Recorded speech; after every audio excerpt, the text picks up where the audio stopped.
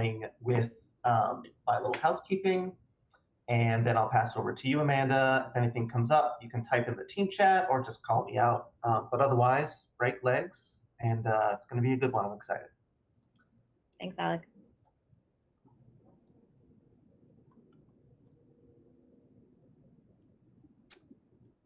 Hello, everyone. Good afternoon or good morning, wherever you're coming from. Welcome to another webinar from the AMA Steps Forward Innovation Academy.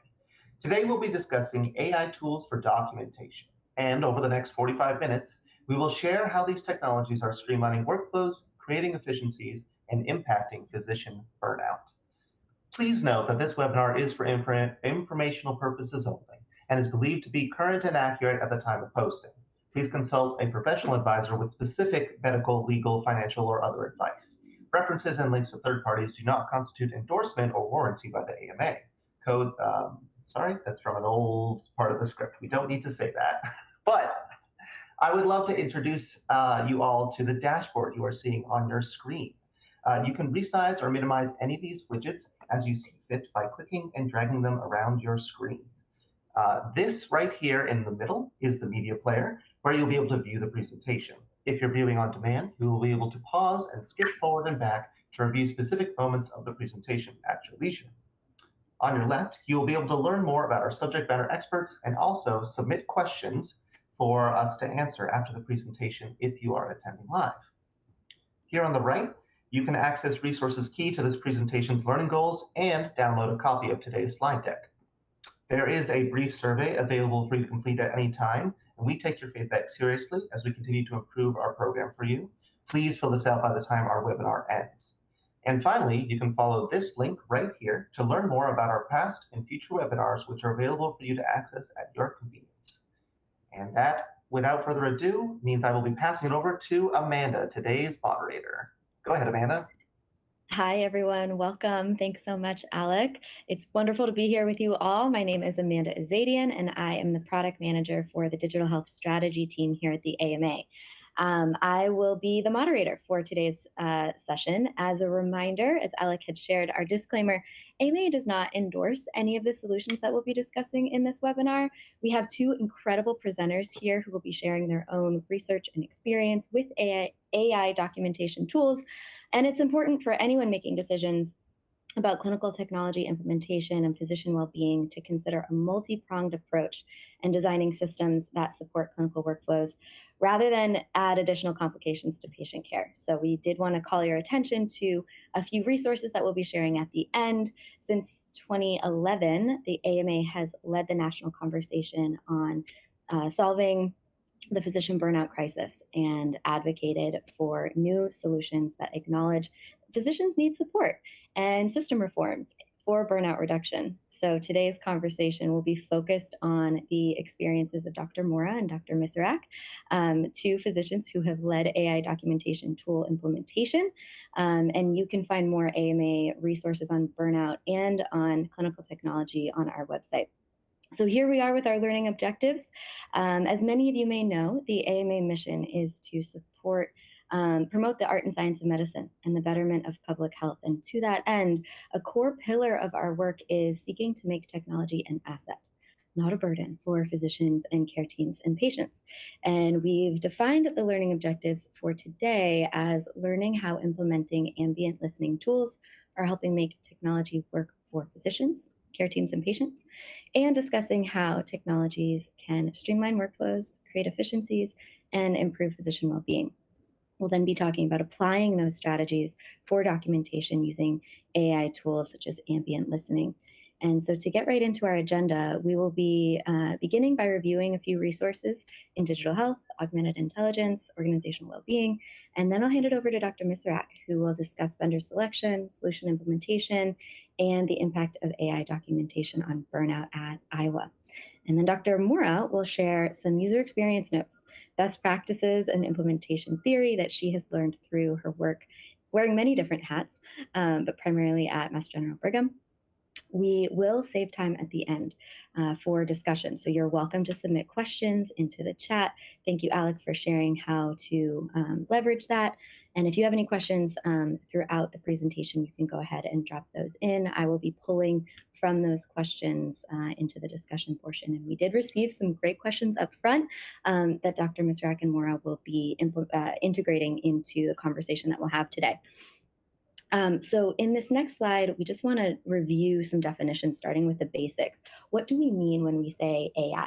At the AMA, we focus on AI as a tool that assists in healthcare and acknowledges that while some AI can support doing things faster than humans, it's not a replacement of the intrinsically human nature of providing medical care on a personal basis. And this next slide is one that we acknowledge can often give us anxiety. There's a lot going on in the AI space. So when we talk about augmented intelligence and clinical technology, we want to recognize the high variety of demands on time and resources to even be thinking about implementing these solutions. And we also want to talk about how clinical informatics fits into the picture of implementation to bridge between people, processes, and technologies, and considering the time to implementation, measuring the impact of those changes, and also the outcomes on the care team and the patients is really important. So as we will hear from our presenters, AI-assisted documentation is not only highly relevant and rapidly adopted, but is also critical to reducing burnout by streamlining charting, coding, and care plan creation, provided that it is governed properly and integrated thoughtfully into clinical workflows. So I'm excited to introduce our panelists. They have some really incredible ways that they are thinking about this thoughtfully. I did want to just highlight for those of you that haven't seen it that we have a physician sentiments on AI survey and healthcare report that we shared out in February. This compares data actually that we collected in 2023 and then resurveyed again in 2024. That QR code will bring you to the full survey where you can find additional resources from the AMA on AI. Without further ado, I'd like to introduce you to Dr. Jason Misrak, a clinical associate professor and medical director of pediatric nephrology at the University of Iowa. And as I said, he will be talking about the selection, implementation, and impact of AI tools. We're thrilled to share his experience with you. Dr. Misrak, go ahead and take it away. Thanks, Amanda, and thanks for the promotion. I'm the medical director of dialysis, but not of our whole division. So just disclaimer with that up out of the way. I'm also a board certified informaticist and one of our associate chief health information officers. So that's where a lot of this comes from that I'll be talking to you today is our system-wide implementation of AI ambient clinical documentation. But when we talk about that, just to kind of level set, we're talking about a system that will listen as the patient and clinician have a natural conversation. It then transcribes and extracts the concepts discussed and generates a note, a draft note, for the review of the clinician, for review, formatting, and ultimately incorporation into the medical record. So how this helps, this can increase the amount of time we spend face-to-face with patients and reduce the focus on the computer in the room. It can reduce the cognitive burden of clinical note writing, and then it can free up clinicians with time savings to do other things. Some of the challenges that anyone thinking about implementing this would contend with, first is the cost. If you look at the list price on the websites of the various vendors, the cost can range anywhere from $100 to $600 per clinician per month. Although, of course, with enterprise licenses, sometimes those prices will change with volume.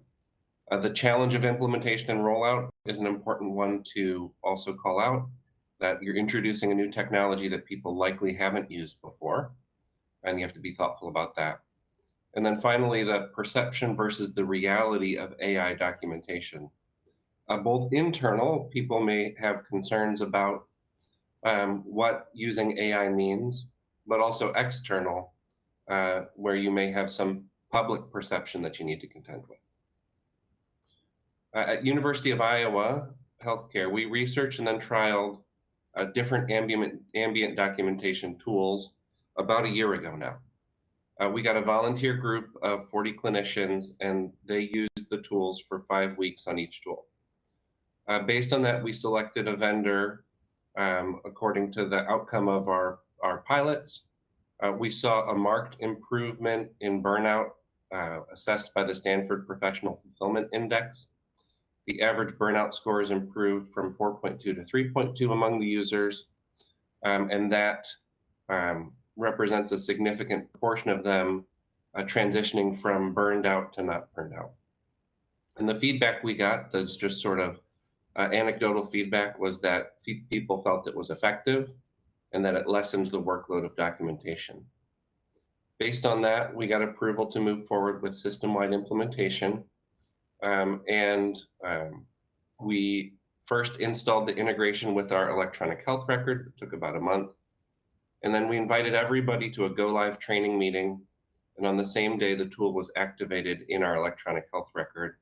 And this was in September of 2024. Since launch, we saw a rapid uptake. So to orient you to the graph on the right, this is the number of encounters per week, with notable dips over Thanksgiving and winter breaks, the holiday breaks there. But overall, what we saw was a quick jump to about 5,000 encounters per week. And then since then, a steady climb to where now we're about 7,500 encounters per week. And we estimate that's probably between 1/4 and 1/3 of our outpatient clinical volume. Total, we've seen it used for more than 220,000 encounters, and it's been used across almost every specialty in the organization. It's probably best aligned with outpatient care, but we found that really anywhere where you gather or discuss even with the team subjective or HPI information and then discuss an assessment and plan, it can be implemented. We at Iowa opened this to all clinical staff, and this was everything from physicians to trainees, dietitians, nurse practitioners, and PAs, social workers. Really anyone who felt that they would have value in using this were able to use it. Since we launched it, we've been surveying users to see what the impact would be on burnout, similar to what we did last time with our pilot.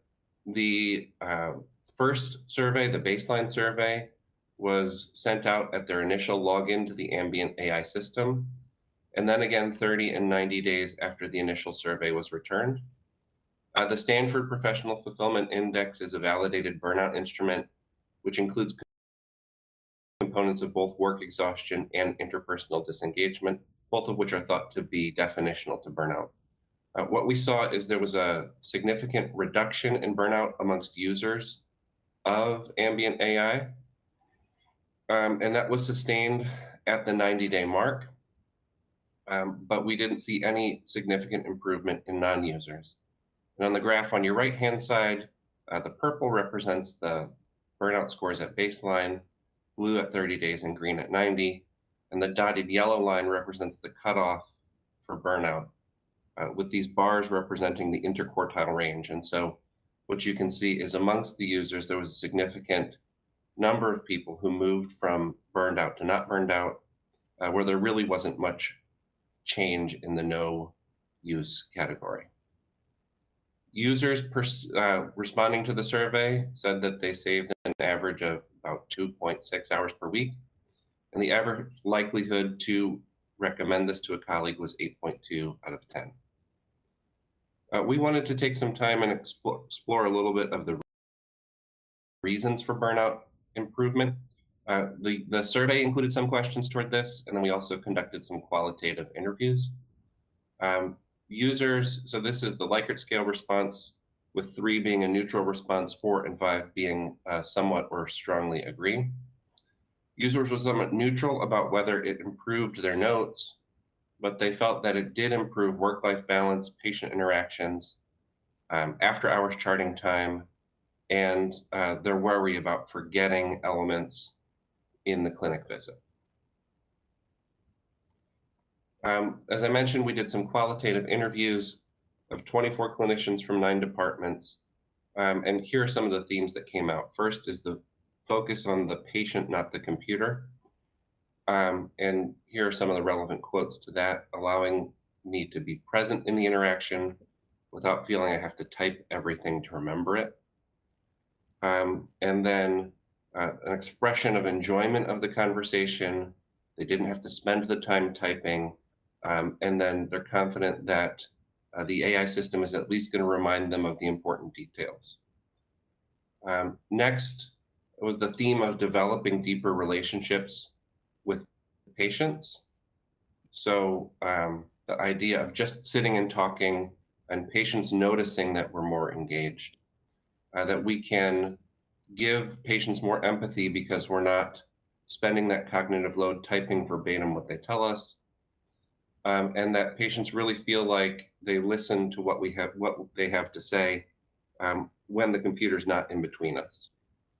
And then finally, kind of a nuanced response of decreased in after-hours documentation time, paired with the increased willingness to take on a clinical encounter that would typically take a long time to document. So improvement in job satisfaction in the sense that notes are being done more timely, higher quality interactions with patients, and less pajama time, more time with family.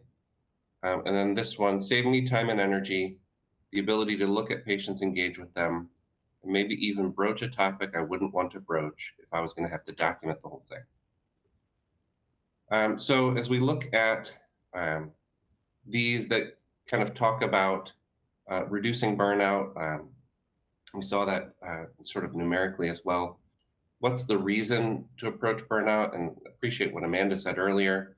Burnout's a multi-pronged issue, and there's no single solve for burnout. But we know that clinical documentation is a large contributor to burnout, especially in outpatient arenas. So we know that if we can reduce burnout, or that if burnout is present, that there's worse patient outcomes and experience, a higher rate of medical errors, and those are the costs to the patient, but there's institutional and financial costs as well, in terms of people having higher intent to leave and a greater likelihood of wanting to reduce their work hours. Beyond that, among the clinicians, there's a higher risk of substance use disorder, vehicular crashes, depression, and suicide. So all of these really important considerations and provide a little bit of the why behind some of these efforts we're taking to try to reduce burnout. And with that, I'll pass it back to Amanda to introduce our next speaker. Thank you so much, Dr. Misrak. I appreciate it. We had one great question, actually sort of two connected questions come through the chat for you. If I could share that, and then we'll jump into Dr. Moraz, because I think it's going to be a nice bridge between the two talks. So you had mentioned that ambient documentation was used in all specialties, and then you highlighted outpatient care. And one of the questions came through on if there are specialties where ambient dictation does not work as well. And then kind of connected to that, the same participant had asked if you could double click into the number of encounters, the utilization rate or number of encounters where ambient dictation is being used versus the number of eligible encounters, and then what factors led to lower utilization rates. Yeah, so I think you're right. Those two are connected. I think in terms of areas where ambient doesn't work as well right now, one would be inpatient areas. What we found, people who said that they didn't like ambient or they didn't like the output were oftentimes people who either had a very highly sort of, their documentation was already so tuned in with their note templates that adding ambient only slowed them down. It didn't speed them up because they had everything. It was such a well-oiled machine. They didn't want something else in there. So that was one group of people. Another group where it didn't work as well were people who had very specific needs for how the assessment and plan would look. So this is why it doesn't work as well in the inpatient arena. Because people may have a very specific template, whether that's systems-based charting or whether they need certain problems to remain on the list, even if they weren't explicitly discussed. Whereas ambient AI is only going to pick up on what's vocalized or verbalized. during an encounter. We also found just a little bit of a, I don't know, I think a clinician champion component of this. There are some areas that we think could have a great impact and they're not having high utilization. And so part of our implementation strategy has been to looking at those groups that aren't using it as much and engage them with specific training and talking about how can we optimize this for your specialty. So those would be the sort of responses I'd have to those questions. I guess the last component of what's the exact proportion of visits, I don't have the number specifically. Like I said earlier, we're estimating it's about 1/4 to 1/3 of our outpatient clinical volume. And we surveyed our users on just their general EHR experience. We had about 1/3 saying that they were regular users of ambient AI. And so that kind of matches up with that estimation. It's not fully penetrant. It's not something that I expect everyone to use. It's not the perfect solution for everybody.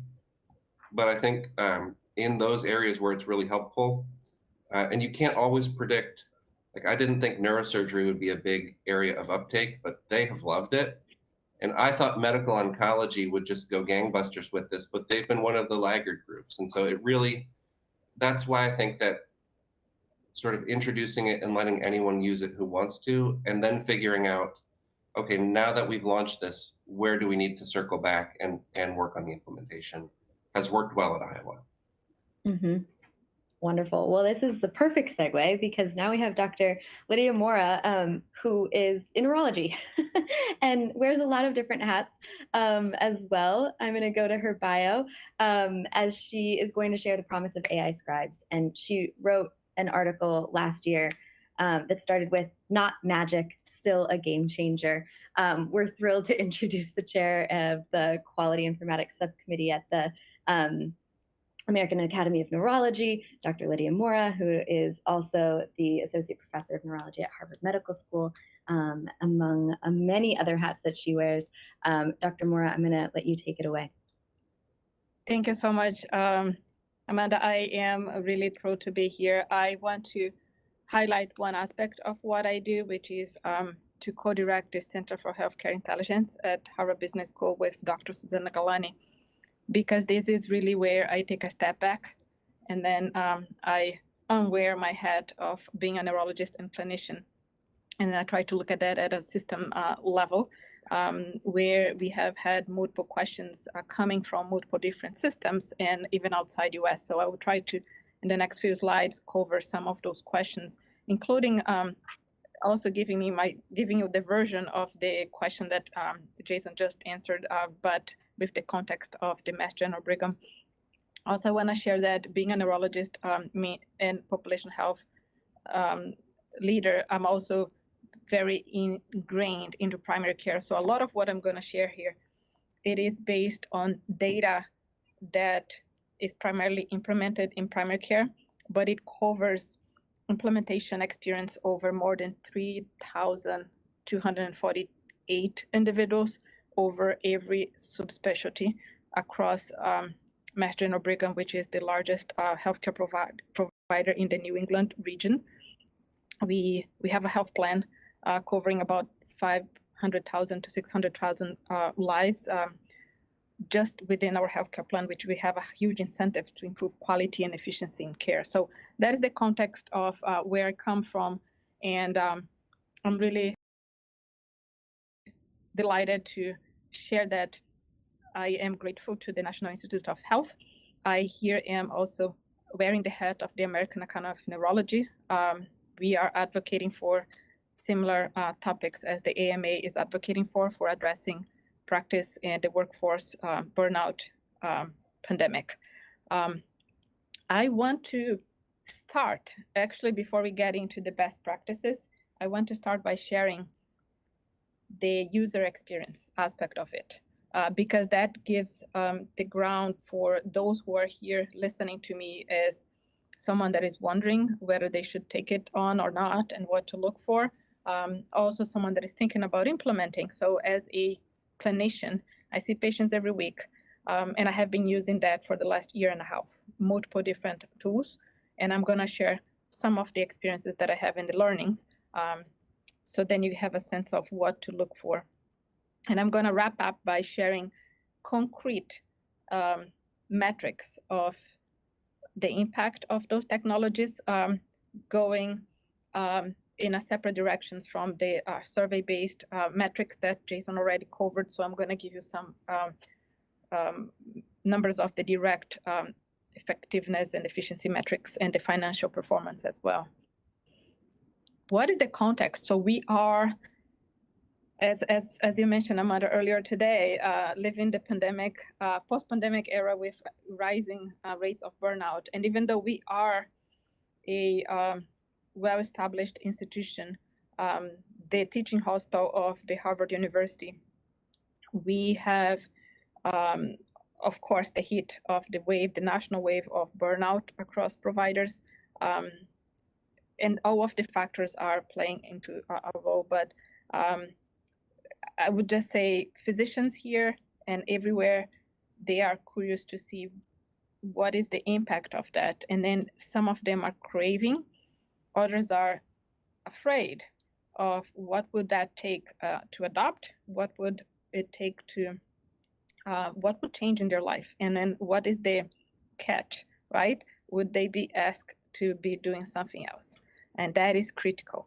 I would say that the first experience that I have had with the implementation here was the announcement. So the announcement of the initial pilot, so the initial pilot a year and a half ago would enroll 500 providers, and they ended up having to enroll 800 providers because people that they were left out, they were angry and they wanted to be part of the pilot. So I think that this is one of the fastest growing, and I have read an article recently that demonstrated that ambient technology is one of the exponentially adopted in the US. So that is a movement, and it's coming to stay and to continue to roll out. Among the scientific community, there has been some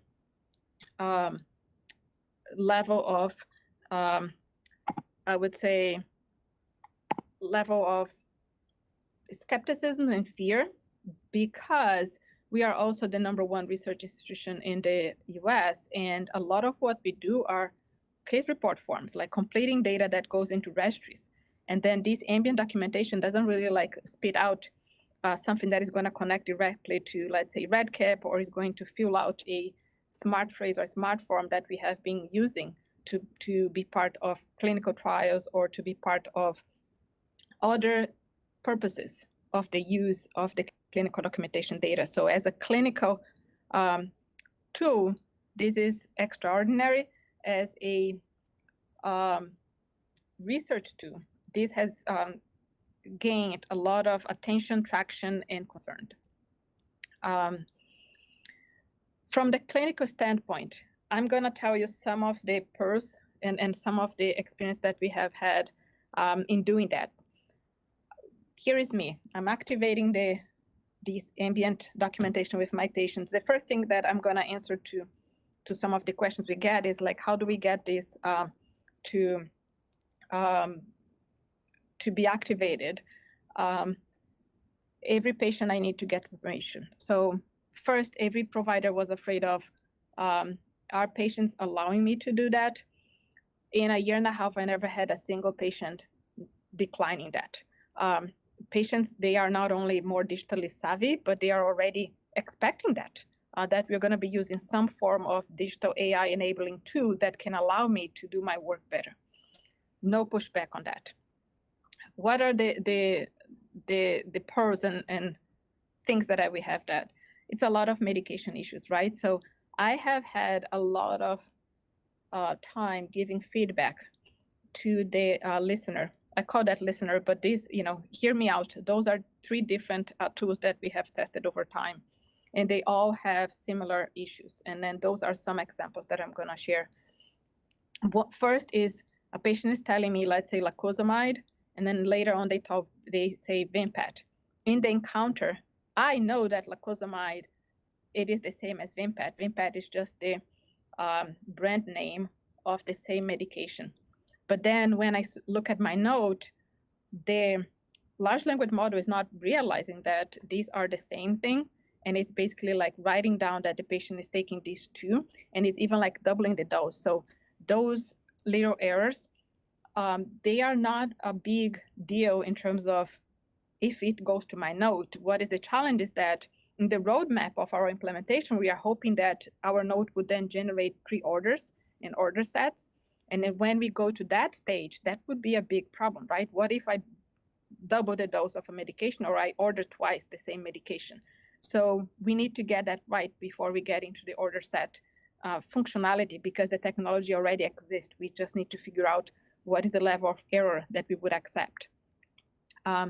Here is like another example is the data set that in which this is trained highly influences the amount of errors that this would generate. For example, I talked to the colleagues in primary care, cardiology, they see much less than that. When I talk to some colleagues in oncology, neurology, and some different areas of subspecialties, they feel that a lot of their drugs, especially the ones that came to the market more recently, they are not recognized by the software. So, for example, we were talking about this medication, Caplyta.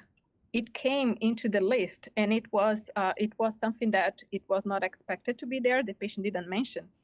And then what I was actually talking in the encounter was clobazam. So clobazam was the drug that I was talking about, and it came up with Caplyta, which is different, and it's not even something that the patient was taking up. Other thing is the accent that the person is talking about. As you can see, I have a beautiful Latino accent, and I was talking about Ativan, 1 milligrams, but this is not Ativan, it is Ativan. So it is the same thing. But the software would just take it what it's listening. But Ativan doesn't exist, right? So if it is a human listening to me, they know that I'm talking about Ativan, if they had medical knowledge. Valbutrin. Valbutrin is this famous medication for anxiety, but the patient was talking about Valbutrin, so some spelling out based on the way that I speak, especially for drugs. So spell check. I'll keep giving you some couple of examples because those are like really common.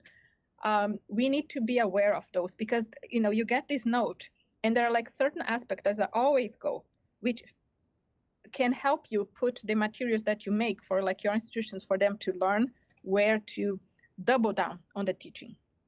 So, atherism, it's aneurysm. When you have a specific output from a study or a specific condition-specific or subspecialty-specific language, that is where they're going to have major errors. For example, in neurophysiology field, we usually talk about lateralized rhythmic delta activity for a finding in the EEG of people. It gets it wrong in multiple different ways and continues to get it wrong. It's been a year and a half. Also, different formulations of the medications, it gets into wild versions. For example, I was talking about ER, and then it was given AR. The other thing is when there are multiple people in the room. So when there are multiple people in the room, in pediatrics, that happens a lot. Geriatrics, that happens a lot.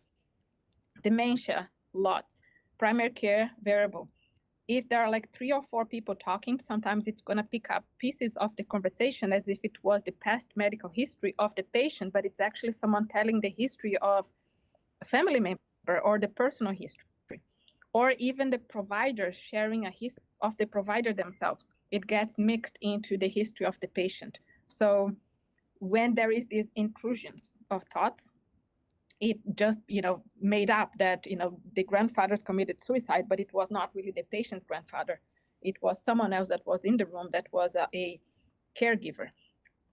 Big difference, right?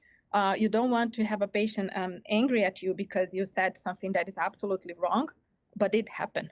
The other thing is like tests and results. What the language is listening to you, it's listening verbatim, right? So if the patient said, look, I had a brain MRI and the brain MRI was normal, or I was told it was normal. So the patient said that. But then, physical exam doesn't really matches what the patient is saying. The note is going to say exactly what the patient said, but if you actually look at the facts and then you actually find the MRI and read the report, it was not normal. So at the end of December, I think the best recommendation that I gave to every clinician was that they should trust, but they should always verify. Verify, verify, verify, especially in these areas where there is known to be common errors, medications, when there is too many noise and too many people in the room, and in areas that are so specific with respect to medications and treatments and results that it's not just like the common language that it was trained. Other things are, is this better? We keep giving feedback. And this is from a couple of weeks ago. This is 2025, after a year and a half giving feedback. I said in the visit that the patient had interictal epileptiform discharges in the EEG, and it got this platform. So it's epileptiform, not platform. They keep getting it wrong. And then the EMU was not IMU, it was Epilepsy Monitoring Unit, EMU. Those are little things, right?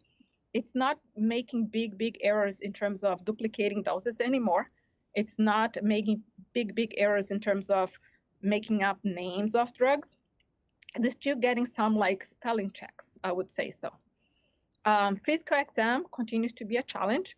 It is getting better, right? So in the past, the physical exam would come almost blank because I would basically be silent and looking at my patient and doing the exam and talking to the patient, and it would get pieces. Today, we have already some built-in commands, right? So if I'm talking to the patient, I do the exam, and then I say, your neurological exam is completely normal.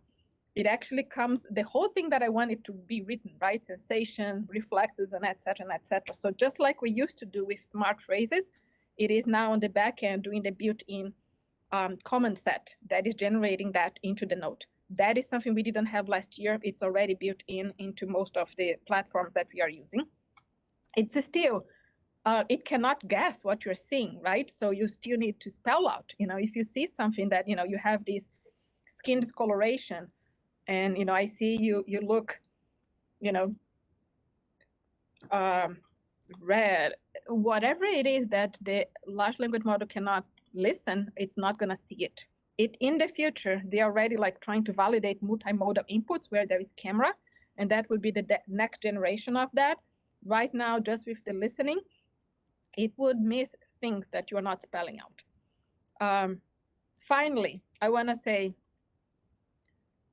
everything is grounded into our ability to be able to look at our patients. So all of my patients, they are appreciative of these two.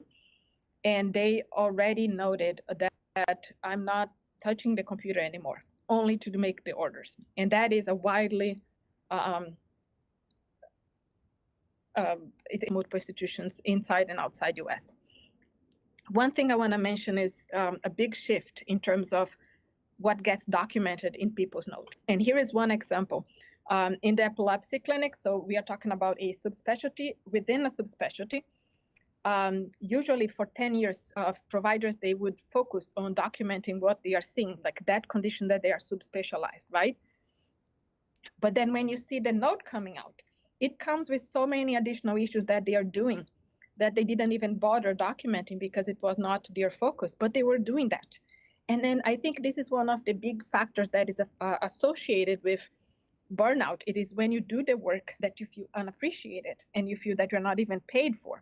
So imagine that you have a tool now that can document all of the time and energy that you spent in helping your patients. And if that all could be translated into some form of demonstrating the value that you bring to the table, this is the future of healthcare, right? So all of those examples are billable examples of what happens in a single encounter of a subspecialty that in the previous notes, it was just about that single disease. But when you look at and compare to the large language model generated, you have almost 10 times more things that the clinicians are doing, and that could be part of their performance evaluation and their reward system. Finally, patient visit summary. We have a lot of improvement to make. One of the things we are trying to give the health literacy match. So for example, today there is a single template that comes with basically a version of your note, but for the patient. So, you have this diagnosis of A, B, and C. This is what it means, and this is what are the next steps for you in a very nice way. But in some patients, they still need like 3 levels down in terms of the health literacy. And some patients, they might just need a translation of that to the language that they prefer, right? So we still, at my institution, we are not there yet, but this is one thing that is highly desirable. Technology is out there, and it brings the issue of like cost and then implementation and how this would be available to the clinicians. I want to mention that the same way as this is extraordinarily amazing, it can also cause some surprises. And then I must tell you that these implementation systems, they are based on lots of assumptions, right? And then I have a son, and my son is, his name is Diego. It was not inspired by the very famous Latino, Diego Maradona, but for some reason, I believe that the system recognized my son, Diego, and then assumed that he was Spanish speaker. And then every time I go to pediatrician, we get this patient visit summary in Spanish. And then sometimes we even get some invites to participate in clinical trials for Spanish speaker patients. But my son is Bostonian and he speaks English primarily. It's fascinating, right? So this is an assumption that the system is making to try to improve care and accessibility, and it still can make mistakes. And that is the segue to tell you that it is absolutely transformational. It is amazing. To me, it is a necessary step towards in every healthcare system, but feedback is key. We need to keep giving feedback. I can tell you that one of the prescriptions that I do a lot is levetiracetam. And then you hear me out, levetiracetam. How many times I had to teach this large language model to understand that levetiracetam is not levetiracetam, it's not anything else related to paracetamol. It is something that is called Keppra. So you're going to have those battles with your tool. And also, they're going to make initial mistakes about gender. Right now, I think some of those softwares are already default today, but bias is still present. It's present in society, it's present in people's mind, and we should always be conscious about that. To summarize, I want to say all of you might be aware of the known challenges that I mentioned right now, and Jason already mentioned about. It brings all of those real benefits and known challenges. I would like to highlight that voice clarity is one of the factors that can affect how happy or how unhappy you are, and then how many voices are in the room.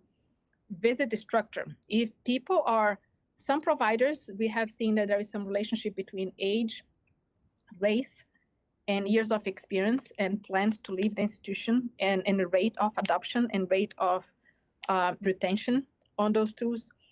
The older you are, and imagine that you are 25 years using the phone dictation, you're less likely to be willing to do something different.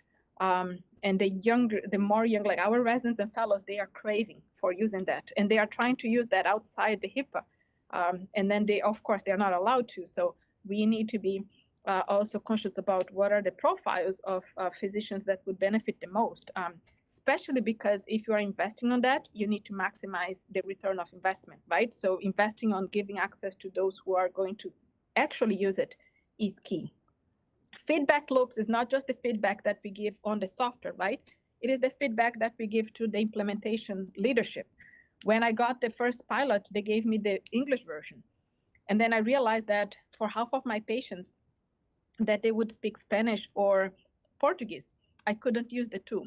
So they switched me over to a different tool that was multilingual. And today, the 3 softwares that we use, they are already multilingual. So we have already gave early feedback. So then right now, our providers' needs are met. And of course, there is a lot of room to improve.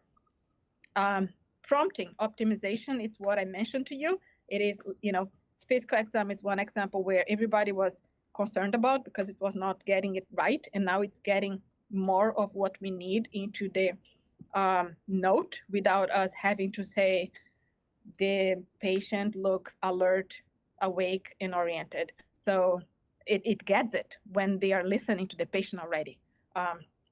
And then, as Jason mentioned, the clinical informatics champion, our best friends. I'm one of them. And the more we have those champions around, the better. I myself used to spend at least 3 hours every Saturday morning writing my notes from the week. So then I could start the next Monday fresh and not forget anything that happened over the last week. And today I don't open Epic on Saturdays. I spend the morning trying to figure out how the bunnies won't eat my strawberries in my backyard. And that is the stress that I have on Saturday. We replace the stress by other stress. Multiple papers are coming out there to demonstrate how this can be done. Opportunities for science in the area of AI implementation include how do we go and understand from the Hawthorne bias. So I want to talk about Hawthorne bias for 2 minutes. This is a bias that we see in surveys. So for example, in many observational studies where people know that they are being watched, they are being observed, and they tend to have a more positive, more wanting to please response. And to avoid that kind of bias that is common to surveys, one of the best ways to do is to actually not use that, is to use a different way of measuring the impact of those tools. One of those is to basically go back to the electronic health record and watch the behavior of physicians without the interference of asking them anything, right? So this is one example on the graph that shows a measure that I call pajama time. So it's the amount of time that people spend on the electronic health record outside the time that they are expected to be doing that work. So this is basically one of the major drivers of burnout. And then this is one example in one site where we noted that first the pajama time has kind of a little bit of increase because they are super excited first. They are like playing at home with their family with the tool. And then they are also learning how to use it. And then we see a constant drop in the pajama time. So that is a validating metric that demonstrates that what the people are answering those surveys, that their burnout has decreased, has also face validity, because we also see that the amount of time that they are spending outside their work on Epic or other electronic health record documenting the clinics has decreased. We also have seen some, in some of our analysis, the cost improvement. So in one of the pilots, we have seen 12% increase by 50 days on the RVU, which is something that our financial departments are really interested in learning about. And we also have seen 75% decrease in the time to closing of the note. So we are also measuring the proportion of the note that is being done using the ambient documentation, and then the time from the visit to the closure of the note. And all of those metrics objectively are demonstrating not only early impact, but also sustained impact up to 60 and 90 days. And we are also looking at how far do we go and still looking at those benefits, right? Because with every single implementation, we need to know how sustainable this is, and then what else gets in the way for us to lose the momentum. Finally, I want to mention that I published something with the Harvard Business School on what is the trade-off, right? So physicians, they are super excited, but they are also afraid of what is the catch? And the catch is they are afraid of being asked to see more patients. And we see that a lot of the times, right? But then if you go and talk to financial departments, they say, look, but if I'm going to invest $300 per month per clinician, who's going to pay for that, right? The question is how many patients an institution needs to see more in order to be able to afford that? Or is that the math? Or is that the question that people should be asking? So we discussed in this paper some of those alternative approaches that we can get away from these vicious cycles of, we need to compensate an investment by increasing volume. And that is not the right math for us to be doing. Key takeaways are that this is incredible, but it's not magical. As Amanda mentioned, I have some resources for you, and I'm happy to take questions. Thank you so much, Dr. Mora. We did get some really great questions ahead of this webinar. I want to thank both of you for integrating a lot of the answers to those questions into the conversation that we had today. This has been really phenomenal, and I know that I have learned a lot. I did want to highlight a few resources that are on the AMA website. As mentioned, for those of us who've seen these numbers on the impact of ambient listening on burnout, it's really exciting. And we noticed that AI documentation can be one of the many opportunities to build a holistic plan on how we can have well-being across our organizations. And as I mentioned at the beginning, the AMA has a lot of resources on that. You can take a look at the organizational biopsy work, Joy in Medicine, and AMA Steps Forward work as well. On this next slide, I want to highlight the toolkit that we shared just a couple weeks ago on governance for augmented intelligence. This offers a comprehensive guide for establishing effective governance inside of healthcare systems. As our presenters mentioned today, it is so important to link arms with the technology teams, the frontline workers, the finance team, understanding what does success look like for various groups within the organization so that a success plan can be built holistically to have effective use of AI in practice. We have time for one quick question. This was such a meaningful conversation. Thank you both for integrating so much of the questions that we had come in. I wanted to talk about unintended consequences because a lot of folks asked about that. Dr. Mora, you spoke to the adage of trust, but always verify, and I think gave some really great examples. But I just wanted to open that up to see if either of you wanted to double click into any of the unintended consequences for AI documentation. Yeah, maybe we'll go to Dr. Mizrak first. Yeah, thanks. I think when we think of the unintended consequences, we're talking about documentation in the chart. So probably one of the biggest areas of concern could be accuracy. And I agree completely with Dr. Mora that the trust and verify is really important. So, but I also would say to people that this is very similar to if you have an in-person scribe, medical student, resident, or even sort of the dictation that people used to do into a dictaphone and have these transcribed, right? That there's a potential for error in any form of documentation that you do, that you are ultimately responsible for the note that gets put in the chart. And so these are tools that will help you generate a note draft, but you're still responsible to edit it, correct any errors, and then put it into the chart. Yeah, I want to add, and I agree with everything Jason mentioned, is the one thing that is coming as a wave. It is the public trust in the use of the data that has been recorded. So I have had questions from leaders, from researchers, and even patients about where the data gets stored and what it's done with that. And then some organizations are wanting to protect the data from some vulnerable subgroups. For example, people with intellectual disabilities. How the data that's been recorded is stored, destroyed, and used. It is a big reason for concern from every stakeholder. And that is, reach out to the data governance team of your institution. The vendors, they would have to have everything in writing. Implementation also has all of that in writing.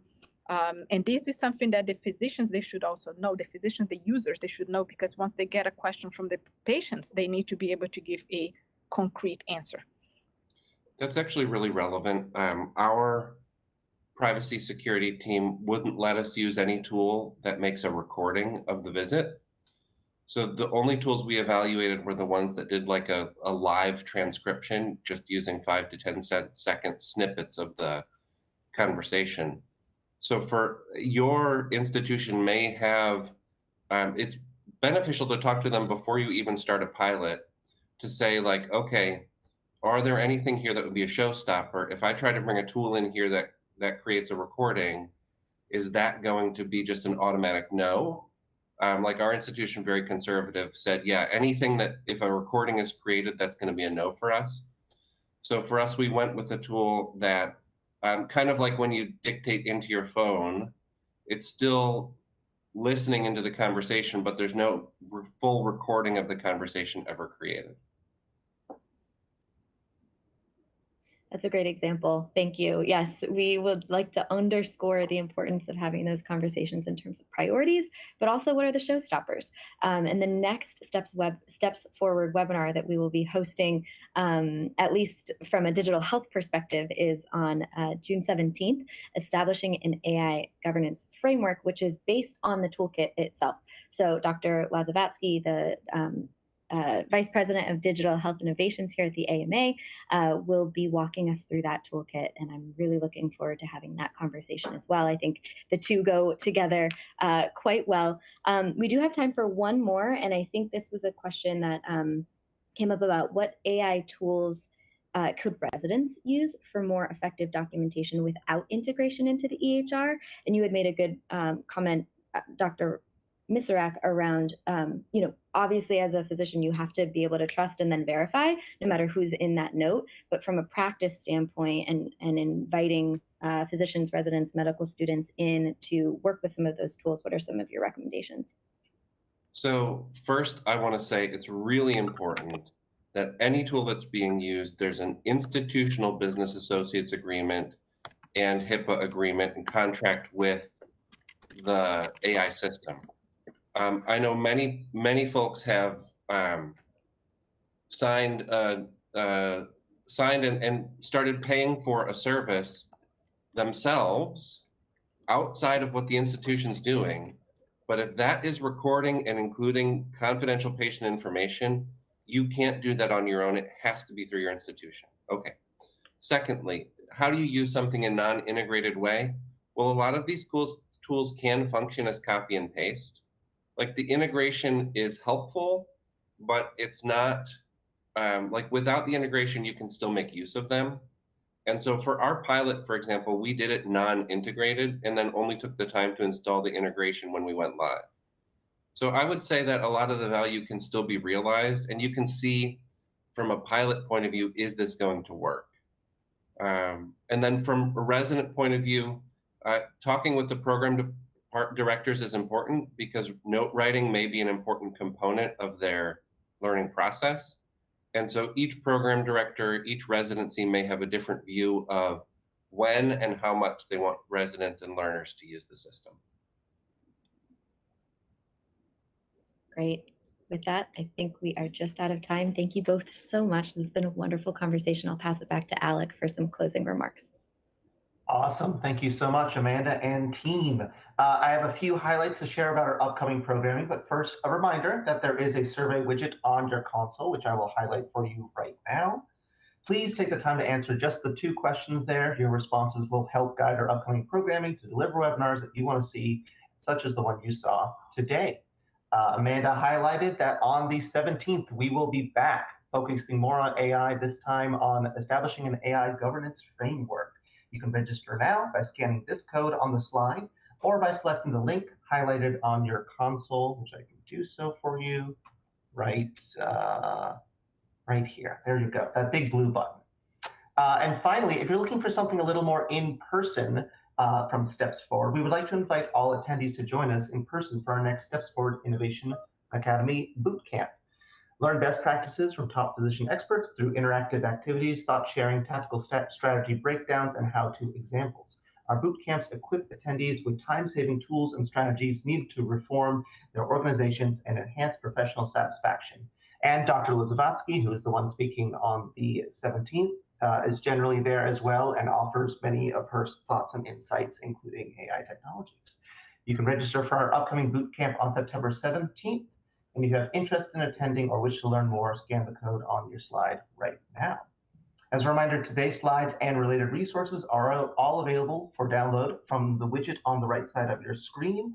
You'll be able to access this recording with the same link you joined today 1 hour after the event closes on demand at your leisure. And for additional resources to support your physicians and staff, please visit the American Medical Association's website or stepsforward.org. Thank you folks so much for joining us, and we hope to see you again soon.